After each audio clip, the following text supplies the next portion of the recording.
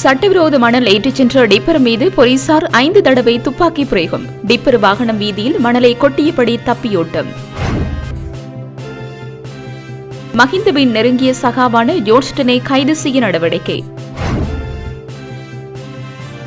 93 ஆண்டுகளுக்கு பிறகு இலங்கை ஈட்டிய பாரியளவு பணம், வரலாற்றில் பதிவான அனுரவின் செயல். சுவிஸ் வங்கியில் டக்ளஸின் பணம், திடுக்கிடும் தகவல்களை வெளியிடும் முக்கிய புள்ளி. வவுனியா கள்ளுமலையில் விகாரை அமைக்க முயற்சி, சமளங்குள மக்களுக்கு எச்சரிக்கை. தையிட்டி விகாரையில் முளைக்கும் புத்தர் சிலை, வதந்தி என்கிறார் விகாராதிபதி. தொடர் குண்டுவெடிப்பு மிரட்டல்கள், அரசாங்கம் எடுத்துள்ள நடவடிக்கை. டக்ளஸின் கைதை கொண்டாடக்கூடாது, சுவீகரன் நிசாந்தன்.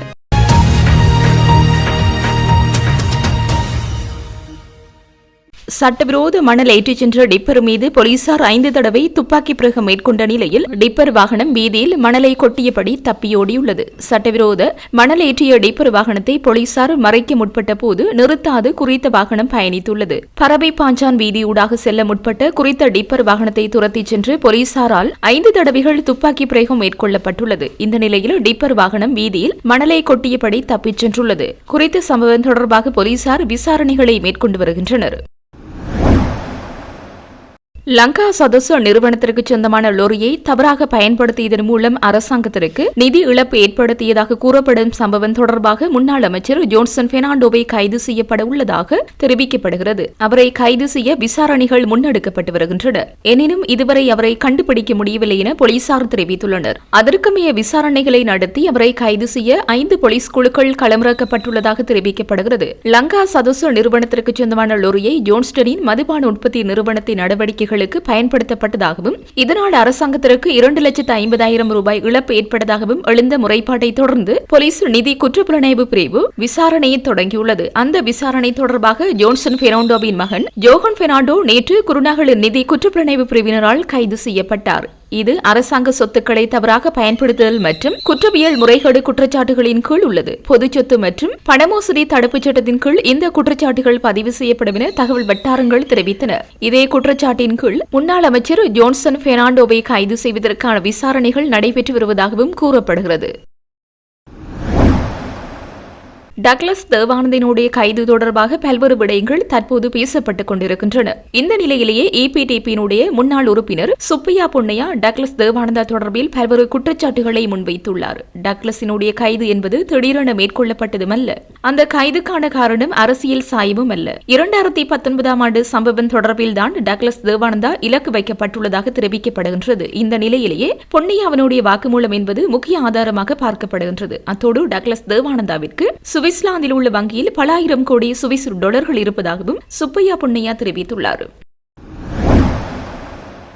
சமளங்குளம் கள்ளுமலை விநாயகர் ஆலய நிர்வாகம் உட்பட மக்கள் தொல்பொருள் திணைக்களத்தால் குழப்பப்பட்டுள்ளனர் என தமிழ் தேசிய மக்கள் முன்னணியின் வவுனியா மாவட்ட முக்கியஸ்தர் எஸ் தவபாலன் தெரிவித்துள்ளார். குறித்த விடயத்தை நேற்று ஊடகங்களுக்கு கருத்து தெரிவிக்கும் போதே அவர் தெரிவித்துள்ளார். இது தொடர்பில் அவர் மேலும் தெரிவிக்கையில், வவுனியா சமளங்குளம் கள்ளுமலை பிள்ளையார் ஆலயத்திற்கு சென்றிருந்தோம். அங்கு தொல்லியல் எச்சங்களை பாதுகாக்கிறோம் என்ற போர்வையில் பௌத்த விகாரை ஒன்றை அமைப்பதற்கான அடித்தளம் இடப்பட்டுக் கொண்டிருக்கின்றது. தொல்லியல் திணைக்களம் மக்களை குழப்பி வைத்துள்ளது. எனவே நாங்கள் இது தொடர்பாக சில விடயங்களை தெளிவுபடுத்தியிருந்தோம். குருந்தூர் மலையிலும் ஆரம்பத்தில் இப்படியான ஒரு கட்டுமானமே முன்னெடுக்கப்பட்டது. தற்போது அங்கு விகாரை அமைக்கப்பட்டுள்ளமே ஜாவரும் அறிந்த விடயம். கள்ளுமலையில் ஒரு பிள்ளையார் ஆலயம் உள்ளது. அதனை திருத்துவதற்கு உதவி செய்கின்றோம். ஆலயத்தை தொடர்ந்து நீங்கள் கட்டலாம் என்ற சலுகைகளை கூறி விகாரையை கட்டும் முயற்சியே எதிர்காலத்திலும் இடம்பெறும். இது தொடர்பாக மக்களுக்கு சொல்லியிருந்தோம். ஆலய நிர்வாகம் உட்பட அந்த மக்கள் குழப்பப்பட்டுள்ளனர். இது மிகுந்த கவலையை தருகின்றது.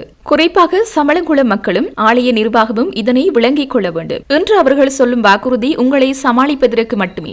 தமிழர் பகுதிகளில் விகாரியாக எழுந்து நிற்கின்ற இடங்களில் எல்லாம் பல்வேறு வாக்குறுதிகள் சொல்லப்பட்டன. ஒரு சில JVP-யின் அரசியல் நிகழ்ச்சி நிரலுக்காகவும் அடிப்படை நலன்களுக்காகவும் மக்களை குழப்பியுள்ளனர். இதன் மூலம் எதிர்காலத்தில் உங்கள் நிலங்கள் பறிக்கப்படும், ஜீவனோபாயம் அளிக்கப்படும். இன்றைய தினம் அங்கு சென்ற அரசு இயந்திர மக்களை திருப்திப்படுத்துவதற்கான சில செய்திகளை சொல்லியிருப்பதாக சிந்திக்கின்றோம். இந்த ஆபத்தை உணராத வகையில் சமளங்குளம் மண்ணை காப்பாற்ற முடியாது. எனவே தொடர்ச்சியாக எதிர்வினையாற்றுகின்ற செயற்பாடுகளை தமிழ் தேசிய தரப்புகள் ஒன்றிணைந்து செயற்பட வேண்டும் என்பதே எமது அவாவாக உள்ளது என அவர் தெரிவித்துள்ளார்.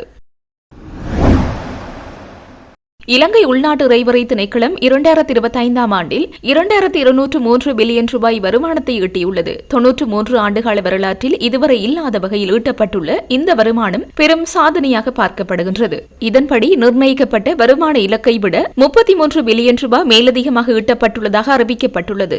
இது கடந்த ஆண்டுடன் ஒப்பிடுகையில் 15% அதிகரிப்பென உள்நாட்டு இறைவரை திணைக்களத்தின் ஆணையாளர் நாயகம் ருத்வபி பெனாண்டோ தெரிவித்துள்ளார். ஜனாதிபதி அனுரகுமார திசாநாயக்கு நேற்று இறைவரை திணைக்களத்தின் கேட்பொரு கூடத்திற்கு நேரில் சென்று ஊழியர்களுடன் கலந்துரையாடினார். இதன்போது உள்நாட்டு இறைவரை திணைக்களத்தின் 93 ஆண்டுகால வரலாற்றில் ஜனாதிபதி ஒருவர் அங்கு விஜயம் செய்தமை இதுவே முதல் தடவை எனவும் தெரிவிக்கப்படுகின்றது. இந்த நிலையில் அரசாங்கம் எதிர்பார்த்த இலக்கை விட அதிக வருமானத்தை ஈட்டிக் கொடுத்தமைக்காக திணைக்களத்தின் அனைத்து அதிகாரிகளுக்கும் ஊழியர்களுக்கும் ஜனாதிபதி தனது பாராட்டுகளை தெரிவித்துள்ளார். அத்துடன் 2025 ஆண்டின் முன்னேற்றம் மற்றும் 2026 ஆண்டுக்கான புதிய திட்டங்கள் குறித்தும் நேற்று இடம்பெற்ற கலந்துரையாடலின் போது ஆராயப்பட்டுள்ளது. இலங்கை அரசாங்கத்தின் கீழ் துணை ஆயுத குழுக்களாக செயற்பட்டவர்களுக்கு ஆயுதங்கள் வழங்கியது உண்மை என்பதை முன்னாள் அமைச்சர் டக்ளஸ் கைது உறுதிப்படுத்தியுள்ளது என தமிழ் தேசிய கட்சியின் தேசிய அமைப்பாளரும் யாழ் மாநகர சபை உறுப்பினருமான சுபீகரன் நிசாந்தன் தெரிவித்துள்ளார்.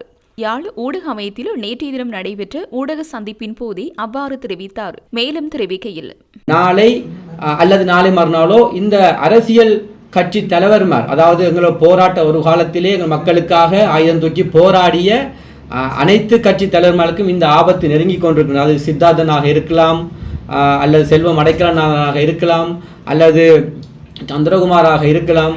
அப்படி ஏனைய அரசியல் கட்சி தலைவர்களும் இந்த அடிப்படையிலே கைது செய்யத்தான் போகின்றார்கள் எதிர்வரும் காலங்களிலே. ஏனென்றால் இது திட்டமிட்ட அரசாங்கத்தின் நிகழ்ச்சின்றார். அதற்காக நாங்கள் பிள்ளையார் நல்லவர் என்றோ டக்ளஸ் தேவானந்தா நல்லவர் என்றோ நாம் சொல்ல வரவில்லை. அவர்கள் விடுதலை புலிகளுக்கு எதிராக சில செயற்பாடுகளை செய்தார்கள். அந்த நேரத்திலே விடுதலை புலிகளுடைய தலைவர் வேலுப்பிள்ளை பிரபாகரன் அவர்களை பல நேரம் அவர்களுக்கு தண்டனைகளையும் கொடுத்திருக்கின்றார். ஆனால் அந்த அடிப்படையிலே இன்று அந்த மக்கள், உங்களுக்கு தெரியும், டக்ளஸ் தேவானந்தாவை பொறுத்த வரைக்கும் டக்ளஸ் தேவானந்தா கடந்த காலத்திலேயே எவ்வாறு சந்திரிகா 90ஆம் ஆண்டு காலப்பகுதியில் இருந்து சந்திரிகா குமாரதுங்க அம்மையார் அவர்கள் ஜனாதிபதியாக இருந்த காலம் தொடக்கம், மஹிந்த ராஜபக்ஷ காலம் தொடக்கம், அதுக்கப்புறம் ரணில் விக்ரமசிங்கே இருந்த காலம் தொடக்கம் அவர் அந்த அரசாங்கத்தின் இணக்கரசியலை ஊடாக அவர் பயணிக்கின்றவர், அந்த இணங்கியே போயிருக்கின்றார். ஆகவே அவர் டக்ளஸ் தேவானந்தா அவர்கள் உங்களுக்கு தெரியும், கடந்த காலத்திலே வடக்கு மாகாணத்திலே ஆதாரங்கள் இருக்கின்றன, அவர் எவ்வளவு சம்பவங்களோட பாரதூரமான சம்பவங்களுடன் ஈடுபட்டிருக்கின்றார் என்பது அனைத்து தமிழ் மக்களுக்கு உலக மக்களுக்கு தெரியும். ஆகவே அவர்களுடைய அதுக்கு தண்டனைகளை கொடுக்க வேண்டும், ஆதாரபூர்வமாக இருந்தால் தண்டனை கொடுக்க வேண்டும் என்பதற்கு எந்த விதமான மாற்று கருத்தும் எனக்கு இல்லை. இது அனைவரும். ஆனால் நான் எங்களுடைய இளம் சமூகத்துக்கும் குறிப்பாக இன்றைய சமூக வலைத்தளங்கள் ஊடாக பார்க்கக்கூடிய அத்தனை உலக மக்களுக்கும் நான் சொல்லிக்கொண்ட விஷயம், கைதிகள் இடம்பெறுவது என்பது அரசாங்கத்தினுடைய திட்டமிட்ட நிகழ்ச்சி நிரல். ஆகவே டக்ளஸ் தேவானந்தாவாக இருக்கலாம், பிள்ளையானாக இருக்கலாம், கருணாமானாக இருக்கலாம், அல்லது எக்ஸெட்ரா யாராக இருக்கலாம், அவர்களுக்கு எங்கள் மக்கள் அரசியல் ரீதியாக இன்று தண்டனைகளை கொடுத்து கொண்டிருக்கின்றார்கள், இனியும் கொடுப்பார்கள். அவர்களை அந்த மக்களுக்கு. ஆகவே ஒரு சிங்கள பேரினவாதம் எங்களுடைய வடகிழக்கு தமிழர் பகுதியிலேயே ஒரு தலைவரை கைது செய்யும் போது அந்த கைதை நாங்கள் கொண்டாடக்கூடியவர்கள் இருக்கக்கூடாது. அதுக்காக மிக முக்கியமாக சொல்ல வந்த விஷயம், இன்று டக்ளஸ் தேவானந்தா கைது செய்யப்பட்டிருக்கின்றார், நாங்கள் வெடிகொளுத்தி கொண்டாடுகின்றோம். அன்று பிள்ளையான் கைது செய்யப்பட்டார், நாங்கள் வெடிகொளுத்தி கொண்டாடுகின்றோம். நாளை வியாழேந்திரனோ கருணாமனோ கைது செய்யப்பட்டால் வெடிகொளுத்தி கொண்டாடுவோம். அடுத்த நாள் சித்தார்த்தனோ அல்லது செல்வம் அடைக்கலநாதனோ சந்திரகுமாரோ கைது நாங்கள் வடிகொளுத்தி கொண்டோம். ஆகவே இந்த முறைமை நாங்கள் இதன் மூலமாக அரசாங்கம் ஒரு செய்தியை தெளிவாக சொல்கின்றது. நாங்கள் வடகிழக்கிலே எந்த அரசியல் தலைவரை கைது செய்தாலும் அந்த மக்கள் தங்களை ஆதரிக்கின்றார்கள், தங்களை தாங்கள் செய்தது சரியென்று நினைக்கின்றார்கள், தங்களுடைய திட்டங்கள் நிறைவேறி கொண்டிருக்கின்றன என்று அவர்கள் கூப்பறிக்கின்றார்கள். ஆகவே அவர்கள் குற்றம் செய்திருந்தால் அவர்கள் குற்றத்துக்கான கைதை நீங்கள் செய்யுங்கள், அது பிறகு பார்த்துக் கொள்வோம். ஆனால் நீங்கள் கைது செய்யப்பட வேண்டும் என்றெல்லாம் மாற்றுக்கிறது இடமில்லை. அந்த கைதுகள் நீதியான முறையில் நடைபெற வேண்டும். அந்த கைதுகளுக்கான சட்டத்தின்படி நடவடிக்கைகளை குற்றவியல் சட்டங்களுக்கு ஊடாக நீதிமன்றங்கள் ஊடாக நடைமுறைப்படுத்த வேண்டும். அதில் எந்த விதமான மாற்றுக்கருத்தும் இல்லை. ஆனால் எம்மவர்கள் கைதினை ஒரு மகிழ்ச்சிகரமாக கொண்டாடுகின்ற நிலையை நாங்கள் உருவாக்கக்கூடாது. ஏனென்றால் காரணம், இன்று எங்களுடைய வரலாறுகளை தமிழக பரப்பிலே வரலாறுகளை தெரிந்தவர்கள் இந்த அரசியல் கட்சி தலைவர்கள். நீங்கள் ஒரு விஷயத்தை வடிவாக புரிந்து கொள்ள வேண்டும். எங்களுடைய ஆரம்ப காலத்தில் 80 ஆண்டு காலப்பகுதியிலிருந்து தமிழர் பரப்பிலே தமிழ் தேசிய அரசியல் விவகாரங்களை கையாண்டது அனைத்து கட்சி தலைவர்களும் என்பதை நீங்கள் மறந்துவிடக்கூடாது. இன்று இந்த ஜேவிபி அரசாங்கம் என்ன செய்தது என்று சொன்னால், கடந்த கால ஆட்சியர் சந்திரிகா, மஹிந்த ராஜபக்ஷ, மைத்திரிபால, ரணில் விக்ரமசிங்கருக்கு அவர்களை மீறி இன்று ஒரு உளவியல் ரீதியான ஒரு உருவாக்கத்தை உருவாக்கி கொண்டு வருகின்றது. இவ்வாறான வரலாறுகளை தெரிந்த அரசியல் தலைவர்களை கைது செய்து அடைத்துவிட்டு இங்கு உங்களுக்கு தெரியும் பல கோமாளி அரசியல்வாதிகள் இருக்கின்றார்கள். உதாரணத்தில் உங்களுக்கு தெரியும், அது நான் பேரை சொல்ல தேவையில்லை, பேர் சந்தர்ப்பம் வரும்போது அதை சொல்கின்றேன். அவ்வாறான சில கோமாளி அரசியல்வாதிகளை இன்று புகுத்துகின்றார்கள் அரசியல். அவ்வாறு ஒரு வரலாறு தெரிந்த அரசியல்வாதிகளை கைது செய்து உள்ளுக்கு அடைத்துவிட்டு கோமாளிகளை புகுத்துவதன் நோக்கம் இன்றைக்கு உலக அரங்கில் இருந்து தமிழ் தேசிய அரசியலை ஒரு நீக்கும் செயற்பாடாகவே நாங்கள் பார்க்கப்பட வேண்டியிருக்கின்றது. இன்றைக்கு தமிழ் தேசிய அரசியல் உங்களுக்கு தெரியும் சர்வதேசத்திலே நிலை கொண்டுள்ளது. எங்களுடைய ஈழம் சம்பந்தமான அரசியல், அந்த அரசியலை நாங்கள் கேள்விக்குறியாக்கி சர்வதேச அரசியல் நிகழ்ச்சி நிலை நாங்கள் பல சர்வதேசத்திலே எங்கள் அரசியல் பலவீனப்பட வேண்டும் என்று சொன்னால் இங்கு பல கோமாளிகள் இருக்க வேண்டும் பாராளுமன்றத்திலே. இன்றைக்கு அந்த கோமாளிகளைத்தான் அரசாங்கம் வளர்த்து கொண்டு வருகின்றது. அவர்களை வளர்ப்பதற்காகத்தான் அல்லது இனிவரும் மாகாண சபைகளுக்கு அல்லது மாகாண சபையில் வைத்து அந்த மாகாண சபைகளுக்கும் அவ்வாறான இன்னும் பல கோமாளிகளை உருவாக்க வேண்டும் என்றால் இவ்வாறான ஒரு வரலாறு தெரிந்த அரசியல் தலைவர்கள் கைது செய்யப்பட வேண்டும் என்றது அவர்களுடைய நிகழ்ச்சி நிரலாகவே இருக்கின்றது. ஆகவே இவர்களை கைது செய்யப்பட வேண்டும் என்றால் உங்களுக்கு தெரியும், கடந்த காலத்திலே முன்னாள் அமைச்சர் டாக்டர் அவர்கள் துணை இராணுவ குழுவாக இயங்கி இருக்கின்றார், இந்த உலகம் அறியும். ஆகவே அவர் துணை இராணுவ குழுவாக இயங்கும் போது இன்றைக்கு தெரியும் அவர் ஒரு அவருடைய துப்பாக்கி பாதாள உள்ள குரு ஒருவருடைய மதுஷன் என்று சொல்லக்கூடிய அவர் பாவித்தார் என்ற குற்றச்சாட்டிலே கைது செய்யப்பட்டு மேலதிக விசாரணைகள் போது அவருக்கு வழங்கப்பட இலங்கையினுடைய இராணுவத்தினால் 16 AK-47 என்று சொல்லக்கூடிய துப்பாக்கிகளும் 1000க்கும் மேற்பட்ட ரவைகளும் துப்பாக்கி ரவைகளும் வழங்கப்பட்டுகின்றன. இப்போது என்னுடைய கேள்வி என்னென்று சொன்னால், ஒரு கட்சியினுடைய தலைவராக இருந்தவர் அமைச்சர் டக்ளஸ் தேவானந்தா. அந்த டக்ளஸ் தேவானந்தா அவர்களுக்கு இலங்கை அரசாங்கம் மிகப்பெரிய பாதுகாப்பை வழங்கியிருந்த அந்த காலத்தில் உங்களுக்கு தெரியும், பல கவசம் அவர் அமைச்சர் கொழும்பிலிருந்து வந்தாலோ அல்லது இங்கேயோ உள்ளூரில் போகும்போது கூட பல கவசமான படையணிகள், பல ஆர்மி கொமாண்டோக்கள், STF முப்படைகளை நினைக்கின்றேன். அவ்வாறான ஒரு பலத்த பாதுகாப்பின் மத்தியிலே பல கோடிகளை செலவழித்து இந்த அரசாங்கம் டக்ளஸ் தேவானந்தா அவர்களை பாதுகாத்தது. அதில் எந்த விதமான யாரும் மாற்றுக்கிறது உங்களுக்கு நாங்கள் கண்கூடாக பார்த்து நாங்கள் அவ்வாறு அந்த அரசாங்கம் பல இராணுவ கட்டமைப்பை பயன்படுத்தி டக்ளஸ் தேவானந்தை பாதுகாக்கும் போது எதற்காக 16 மட்டுமல்ல இன்னும் மறைமுக நிறைய இருக்கின்றன அவ்வளவு துப்பாக்கிகளை ஏன் தனிப்பட்ட முறையில் ஒரு அமைச்சர் ஒரு கட்சியின் தலைவருக்கு இந்த அரசாங்கம் வழங்கியது? அதை யார் வழங்கினார்கள்? முன்னால் இருந்த இராணுவ தளபதிகள், இலங்கையினுடைய இராணுவத்தினுடைய கொமாண்டர்மேர், அதற்கு மேலதிகாரம் உள்ள அந்த ஆளுநர்கள், அந்த நேரத்தில் உள்ள ஜனாதிபதி சந்திரிகா குமாரதுங்க அம்மையார், மஹிந்த ராஜபக்ஷ போன்றவர்கள் அந்த காலத்திலே அமைச்சருக்கு அந்த ஆயுதங்களை வழங்கி இருக்கிறார்கள். ஆகவே இன்று இந்த ஆயுத குற்றச்சாட்டிலே டக்ளஸ் தேவானந்தா அவர்கள் கைது செய்யப்பட்டிருக்கிறார்கள் என்றால் இது சாதாரண விடயம் அல்ல. இது உங்களுக்கு தெரியும், சர்வதேச அரங்கிலே இன்று போர்க்குற்றத்துக்கான விசாரணைகள், இலங்கையில் நடந்த போர்க்குற்றங்கள், காணாமல் போனல்கள், கடத்தல்கள், கைதுகள் சம்பந்தமான அனைத்துக்குமே இன்றைய ஐக்கிய சபைகளிலே விசாரணைகள் போடப்பட்டிருக்கின்றன, வழக்குகள் போடப்பட்டிருக்கின்றன, அதற்கான விசாரணைகள் இருக்கின்றன. ஆகவே இன்று இவ்வளவு இலங்கை அரசாங்கம் இந்த துணை இராணுவ குழுக்களை நாங்கள் உருவாக்கவில்லை, துணை இராணுவ குழுக்கள் இங்கே இருக்கவில்லை வடகிழக்கிலே என்று எங்களுடைய வெளிவிவகார அமைச்சர்மார் அவர்கள், கடந்த காலத்தில் இருந்த வெளிவிவகார அமைச்சர்மார் அவர்கள் அமைச்சர்கள் போய் ஐக்கிய நாடு சபையில முழங்கி இருக்கின்றார். அதுக்கான ஆதாரங்களும் எங்களிடம் இருக்கின்றன ஒவ்வொரு சபையிலே. ஆகவே இன்று ஒரு வரப்பிரசாதமாக டக்ளஸ் தேவானந்தா அவர்கள், அமைச்சர் டக்ளஸ் தேவானந்தா கைது என்பது இன்று அவருடைய சாட்சியங்கள் என்பது இந்த சர்வதேச அளவிலே மையம் கொண்டிருக்கின்றது.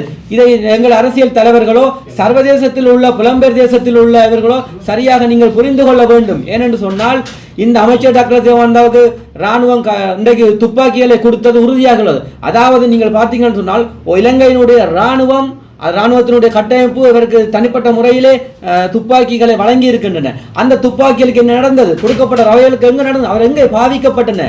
அப்போ உங்களுக்கு தெரியும், கடந்த காலத்தில் யாழ்ப்பாணத்தில் எவ்வளவு பேர் சுடப்பட்டார்கள், வடகிழக்கில் சுடப்பட்டிருக்கின்றார்கள், பலர் கடத்தப்பட்டிருக்கார்கள், காணாமல். இதற்கெல்லாம் யார் காரணம் என்பதை நீங்கள் புரிந்து கொள்ள வேண்டும். ஆகவே இந்த குற்றச்சாட்டு என்பது சாதாரணமான குற்றச்சாட்டு இல்லை. இதன் பின்னணியிலே இலங்கையினுடைய அத்தனை மிகப்பெரிய கட்டமைப்பு, இலங்கையினுடைய மிகப்பெரிய கட்டமைப்பு இராணுவ கட்டமைப்பு சம்பந்தப்பட்டிருப்பது உங்களுக்கு தெரிந்திருக்கின்றது. ஆகவே இந்த டக்ளஸ் தேவானந்தாவை மேலதிக விசாரணைகளுக்கு அப்புறம் இந்த இராணுவத்தினுடைய காலப்பகுதியில் இருந்த இராணுவ அதிகாரிகள், இராணுவ சிப்பாய்கள், இராணுவத்தினுடைய உயர்மட்ட அதிகாரிகள் மட்டுமல்ல, நாட்டினுடைய பாதுகாப்பு அமைச்சராக செயற்பட்டிருந்தவர்கள், பாதுகாப்பு அமைச்சர்கள், அவர்களுக்கு மேலுள்ள இலங்கையினுடைய அக்காலப்பகுதியில் இருந்த 90ஆம் ஆண்டு 2019ஆம் ஆண்டு வரைக்கும் உள்ள இராணுவ இலங்கையுடைய ஜனாதிபதிகள் விசாரிக்கப்பட வேண்டும் சர்வதேசங்களே. ஆகவே இது ஒரு சாதாரண விடயமில்லை. இந்த விவகாரங்கள் சர்வதேசம் வரை கொண்டு போக வேண்டும். இன்றைக்கு அமைச்சர் டக்ளஸ் தேவானந்தா என்பவர் ஒரு சாட்சியாக மாறியுள்ளார். அவருடைய வாக்குமூலங்கள் அதோட இன்னும் மிகவும் விடயம், இன்றைக்கு ராணுவம் துப்பாக்கிகளை வழங்கி இருக்கின்றது. அந்த ராணுவத்தின் துப்பாக்கிகளை சட்டவிரோதமாக அமைச்சர் டக்ளஸ் பயன்படுத்தியிருக்கின்றார். இதை இலங்கையினுடைய காவல்துறை என்று பிடித்திருக்கின்றது. அதாவது ஐஜிபிக்கு கீழே இருக்கக்கூடிய குற்றப்புலனாய்வுத்துறை இன்றைக்கு இதை விசாரணை செய்திருக்கின்றது. இன்றைக்கு ராணுவமே இலங்கையினுடைய காவல்துறையே ராணுவத்தை காட்டி கொடுத்திருக்கின்றது. இது மிகப்பெரிய எங்கள் சாட்சியம். ஏன்னா உலகளவில் நாங்கள் தான் கத்தி கொண்டிருக்கின்றோம், தமிழர்கள் கத்தி கொண்டிருக்கின்றோம். இங்கு ராணுவ குழுக்கள் இயங்கின, இங்க கடத்தல்கள், கொள்ளைகள், சகல துப்பாக்கி சூடு நடத்தப்படுகின்றன. அதுக்கு எங்களுடைய அதை நம்பவில்லை. இன்று அமைச்சருடைய சாட்சியங்கள் மூலமாக இலங்கை காவல்துறை ஒரு விஷயத்தை புரிந்து, இலங்கையினுடைய காவல்துறை இலங்கை ராணுவத்தை பிடித்து கொடுத்திருக்கிறது ஆதாரமாக.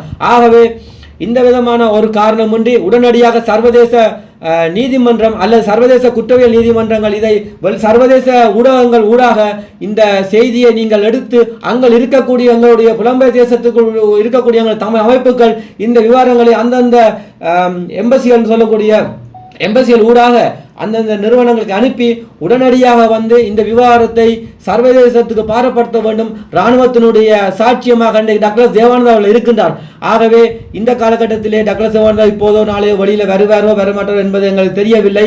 ஆனால் அரசாங்கம் நிச்சயமாக இனிவரும் காலங்களில் இதை இராணுவத்துக்கு எதிராக ஒரு கேஸ் வந்திருக்கின்றபடியா குற்றச்சாட்டு, நிச்சயமாக இந்த குற்றச்சாட்டை மறைப்பதற்கான தேவை இராணுவத்துக்கு இருக்கின்ற இந்த அரசாங்கத்துக்கு கட்டாயம் இருக்கின்றது. ஆகவே இந்த அரசாங்கம் இதை மூடி மறைப்பதற்கோ அல்லது ஒரு சின்ன கிறிஸ்டல் கேஸோட இதை நிற்பாட்டுவதற்கோ நாங்கள் விட முடியாது. ஆகவே அந்த 16 துப்பாக்கிகள், 1000க்கும் மேற்பட்ட குண்டுகள் இருக்கின்றன. ஆகவே இலங்கை இராணுவம் சர்வதேச அரங்கிலே நிப்பாட்டப்பட வேண்டும் என்பதை கூறிக்கொள்வதோடு எங்களுடைய இளம் சமூகம் வடகிழக்கில் இருக்கின்ற அல்லது புலம்பெயர் தேசத்தில் இருக்கின்ற இளம் சமூகத்தினருக்கு நான் ஒரு காட்டமாக ஒரு கண்டிப்பான விஷயத்தை சொல்கின்றேன். எந்த ஒரு அரசியல் கட்சியினுடைய தலைவருடைய கைதையும் எங்கள் மக்கள்கள் ஆதரித்தோ அல்லது அதை ஒரு வெற்றிகரமான ஒரு நிகழ்வையோ கொண்டாடக்கூடாது. ஏனென்று சொன்னால் உங்களுக்கு தெரியும், இது ஜேவிபி அரசாங்கத்தினுடைய திட்டம் நிகழ்ச்சி நிரலும் ஒன்று. ஆகவே கைது செய்யப்பட வேண்டியவர்கள் கைது செய்யப்பட வேண்டும். அவர்கள் குற்றம் இழைத்திருந்தால் அவர்களுடைய நடவடிக்கை நீதிமன்றம் ஊடாக குற்ற தண்டனைகள் வழங்கப்பட வேண்டும் என்பதில் நாங்கள் ஆணித்தரமாக இருக்கின்றோம். அதே நேரத்தில் ஜேவிபியினுடைய இந்த திட்டமிட்ட நிகழ்ச்சியினர்கள் இனியும் தொடரப் போகின்றது வடகிழக்கு முழுவதும். எங்களுடைய வரலாறு தெரிந்த அரசியல் கட்சி தலைவர்களை தூக்கி அவர்களை சிறையில் அடைத்துவிட்டு கோமாளிகளை இன்றைக்கு வடகிழக்கில் இறக்கி இருக்கின்றார்கள். அந்த கோமாளிகள் இன்று வந்தால் உங்களுக்கு தெரியும், அவர்களுடைய ஒரு கூட்டத்தை கூட நடத்த முடியவில்லை, ஒரு பாராளுமன்றத்தில் கதைக்க முடியவில்லை. அவர்கள் இன்று எங்களுக்கு வடகிழக்கு என்பது தமிழர்களுடைய கலாச்சார பூமி, பண்பாட்டு பூமி. இந்த பூமியிலே எங்களுடைய மக்கள் நாங்கள் நீண்ட காலமாக பாராளுமன்றத்திலே எங்களுடைய தலைவர்கள் உரையாற்றி இருக்கின்றார்கள். உங்களுக்கு தெரியும், தஞ்சை செல்வா தொடக்கம், ஜிஜி பொன்னம்பலம் தொடக்கம் இன்று வரைக்கும் எவ்வளவு தலைவர்கள் உரையாற்றி இருக்கின்றார்கள் அத்தனை மொழிகளிலும். ஆனால் இவர்களுடைய எங்களுடைய வார்த்தைகள் என்பது மிக கவனமாகவும் தெளிவாகவும் இருக்கும். ஆனால் இன்றைக்கு தரங்கட்ட ஒரு அரசியலுக்கு வந்திருக்கின்றது. அதை எங்கள் மக்கள் நாங்கள் சொல்ல தேவையில்லை. இன்றைக்கு அவர்களுக்கு வாக்களித்த மக்கள்கள் அதை உணர வேண்டும். அந்த விவகாரத்தை உணர்ந்து கொண்டு எதிர்வரும் காலங்களில் இந்த மக்கள் சரியான நபர்களுக்கு வாக்களிக்க வேண்டும், சரியானவர்களை தெரிவு செய்ய வேண்டும். வாக்களிப்பு முக்கியமில்லை, தேர்தல் முக்கியமில்லை. ஆனால் ஒரு அரசியல் கட்சியை தொடங்குவதற்கு எவன் சரியானவன் என்பதை இனங்கண்ண வேண்டும். ஆகவே இந்த மக்களுக்கு நான் சொல்ல வேண்டிய விஷயம், இவ்வாறான சந்தோஷங்களை எல்லாம் நீங்கள் விடுத்து அரசாங்கம் தன் கடமையை செய்யும், சட்டம் தன் கடமையை செய்யட்டும். நீங்களாக இருங்கள். நீங்கள் நீங்கள் வாக்களித்து விட்டீர்கள், ஏதோ தெரியாதவர்கள் வந்து விட்டார்கள், நீங்கள் அதை வேடிக்கை பாருங்கள். எதிர்வரும் காலங்களில் அவர்களுடைய நடவடிக்கையில் நீங்கள் காலம் பெறும்போது அதை நிகழ்த்துங்கள். தற்போது பாராளுமன்ற உறுப்பினர் அர்ச்சுனா ராமநாதன் தொடர்பான கருத்துக்கள் பொதுமக்கள் மத்தியிலே எதிர்ப்பு கருத்துக்கள் அதிகம் தெரிவிக்கப்பட்டு வருகின்ற நிலையில் அவருடைய கருத்து தொடர்பில் மக்களுடைய கருத்து தொடர்பில் நீங்கள் பார்க்கிறீர்கள்? ஓம், இந்த நீங்கள் கேட்ட கேள்வி அர்ச்சுனா ராமநாதன் தொடர்பான மக்கள் தொடர்பான விமர்சனம் தொடர்பாக.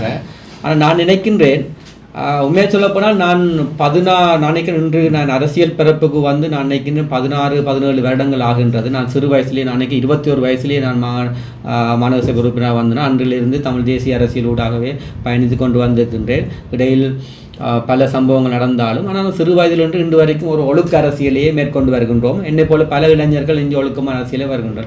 ஆகவே நான் நினைக்கின்றேன் இந்த கேள்விக்கு உண்மையில சொல்லப்போனால் மனநோயாளிகளுக்கு நாங்கள் பதில் சொல்ல வேண்டிய தேவை எங்களுக்கு இல்லை. ஏனென்னு சொன்னால் இங்கு பல கோமாளிகள், அர்ச்சுனா ராமநாதன் மட்டுமல்ல, நான் நினைக்கின்றேன் ஒரு 5 கோமாளிகளை நாங்கள் யாழ்ப்பாணத்தில் பார்க்கக்கூடியதாக இருக்கின்றது. அதாவது உங்களுக்கு தெரியும், ஜேவிபியினுடைய 4 அதாவது அமைச்சர் சந்திரசேகரன், பாராளுமன்ற உறுப்பினர் ரஜீவன், பாராளுமன்ற உறுப்பினர் பவானந்த ராஜா, பாராளுமன்ற உறுப்பினர் இளங்குமரன், அர்ச்சுனா ராமநாதன், இவர்கள் ஒரு உண்மையில் ஒரு மனநோயாளர்கள். ஆகவே ஒரு உண்மையில் ஒரு கோமாளிகள். அப்போ இவர்களை தெரிந்தோ தெரியாமலோ எங்கள் மக்கள் ஒரு மாற்றத்தை கொடுக்க வேண்டும் நம்பி அந்த மக்கள் வாக்களித்து விட்டார்கள். ஆனால் இன்று மக்கள் உணர்ந்து விட்டார்கள் அதை. ஆனால் நான் நினைக்கின்றேன் இதுதான் அவர்களுடைய அரசியலினுடைய இந்த நான் சொல்கின்ற 5 கோமாளிகளுடைய கடைசி அரசியல் பயணமும் கடைசி பாராளுமன்றம் இதுதான் அவங்க அரசியல் வாழ்க்கையினுடைய. இதை நான் இப்போது சொல்கின்றேன், நான் எப்போது இறப்பினதறியா நான் இருக்கும் வரைக்கும் நான் அடித்து சொல்கின்றேன், இந்த 5 கோமாளிகளுடைய கடைசி அரசியல் பயணம் இதுதான். இனிமேல் அது மக்கள் வந்து சரியான முறையிலே சரியானவர்கள் இனங்கண்டு சரியான கட்சிகளுக்கு இந்த மக்கள் வாக்களித்து சரியானவர்களை பாராளுமன்றத்துக்கோ மாகாண சபைகளுக்கோ உள்ளூராட்சி மன்றங்களுக்கோ அனுப்புவார்கள். யாழ் தையிட்டி விகாரை பிரச்சினை தீர்க்கப்படும் வரையில் விகாரை வளாகத்தில் எவ்விதமான புதிய கட்டுமானங்களையும் மேற்கொள்ள மாட்டோம் என தையிட்டி திஸ்ஸ விகாரையின் விகாராதிபதி ஜின்தோட்டை நந்தாராம தேரர் உறுதியளித்துள்ளார். தையிட்டி விகாரையில் உள்ள விகாராதிபதியின் வாசத்தலத்தில் நேற்றைய தினம் நடைபெற்ற ஊடக சந்திப்பின் போது அவ்வாறு தெரிவித்தார். மேலும் தெரிவிக்கையில், தையிட்டி திஸ்ஸ விகாரையில் எதிர்வரும் 3ஆம் திகதி பௌர்ணமி தினத்தில் வழமையான பூஜை வழிபாடுகள் தான் நடைபெறும். விசேட பூஜை வழிபாடுகள் எதற்கும் விகாராதிபதியாக நான் எதற்கும் இடமளிக்கவில்லை. தெற்கிலிருந்து புத்தர் எடுத்து வருவதாகவும் அன்றைய தினம் விசேட பிரகரா நடைபெற உள்ளதாகவும் செய்திகள் வெளியாகியுள்ளன. ஆனால் நான் எவ்வாறான விசேட அனுமதியும் எதற்கும் கொடுக்கவில்லை. அரசியல் நோக்கத்திற்காக குழப்பங்களை ஏற்படுத்த வேண்டாம் என கோருகின்றேன். அதேவேளை தையிட்டி விகாரை அமைந்துள்ள தனியார் காணிகள் தொடர்பில் விசாரணைகளை மேற்கொள்ளவென அரசாங்கத்தால் புதிய குழு அமைத்துள்ளார்கள். அந்த குழுவிடம் எமது விகாரைக்கான ஆவணங்களை கையளித்துள்ளோம். அதேபோன்று காணிய உரிமை கோரும் நபர்களும் தமது காணிதான் என்பதற்கான ஆவணங்களை கையளித்துள்ளோம். இந்த விவகாரத்தில் இது ஒரு சட்டவிரோத செயல் என தீர்ப்பளிக்க இதனையும் ஏற்க நான் தயார். விகாரை காணி விடுவிப்பு தொடர்பில் இதுவரை யாரும் என்னுடன் பேசவில்லை. அரசாங்கத்தின் குழு விசாரணைகளை மேற்கொண்டு வருகிறது. அதற்கு மதிப்பளித்து விகாரை வளாகத்தில் எவ்விதமான புதிய கட்டுமானங்களை மேற்கொள்ள மாட்டோம் என உறுதியளிக்கிறேன் என்றார். பல்வேறு அரசு நிறுவனங்களுக்கு வந்த போலி குண்டு மிரட்டல்கள் குறித்து விசாரணை தொடங்கப்பட்டுள்ளதாக அமைச்சரவை செய்தி தொடர்பாளர் நலிந்த ஜெயதீச தெரிவித்துள்ளார். எனினும் விசாரணைகள் குறித்து இதுவரை தகவல் கிடைக்கவில்லை என்றும் அவர் தெரிவித்துள்ளார். குண்டு மிரட்டல்கள் குறித்த மின்னஞ்சல்கள் கண்டி மாவட்ட செயலகம், பூஜாப்பட்டிய, நாவலப்பட்டிய மற்றும் பஸ்பாகை கோருள பிரதேச செயலகங்கள் மற்றும் டிசம்பர் 26 அன்று கத்தார் ஏர்வேஸ் விமானம் ஆகியவற்றுக்கு வந்ததாக அமைச்சர் சுட்டிக்காட்டியுள்ளார். நாட்டில் பொது அமைதியின்மை ஏற்படுத்த முயற்சியாக சந்தேகிக்கப்படும் இந்த சம்பவங்கள் தொடர்பில் காவல்துறை சைபர் குற்றப்புலனாய்வு பிரிவால் விசாரணை தொடங்கப்பட்டுள்ளதாக அவர் தெரிவித்துள்ளார். மேலும் இந்த மின்னஞ்சல்கள் வெளிநாட்டிலிருந்து வந்ததாக காவல்துறை வெளிப்படுத்திய தகவல்கள் குறித்த கேள்விகளுக்கு பதிலளித்த அவர், அமைச்சரவை செய்தி தொடர்பாளர் என்ற முறையில் காவல்துறையினர் இதுகுறித்து தனக்கு தெரிவிக்கவில்லை என குறிப்பிட்டுள்ளார்.